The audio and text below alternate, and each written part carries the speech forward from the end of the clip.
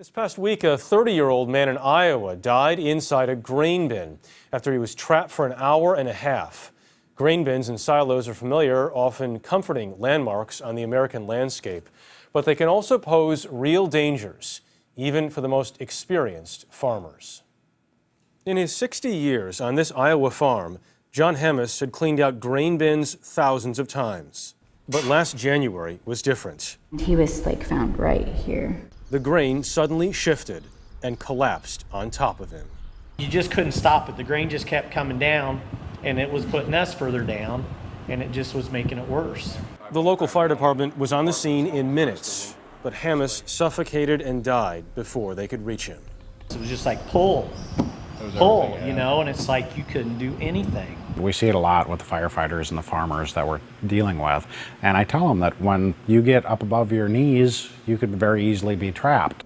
Dan Neenan teaches agricultural safety. He says these types of accidents spiked in 2010, with 51 entrapments and 26 deaths nationwide.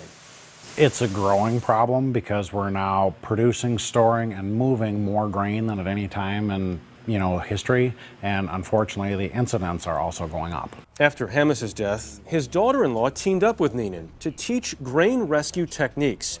The two have now reached more than 200 farmers and firefighters across the state. I'm still going to be out there pounding the pavement and trying to do everything I can to get these guys the training and the equipment they need.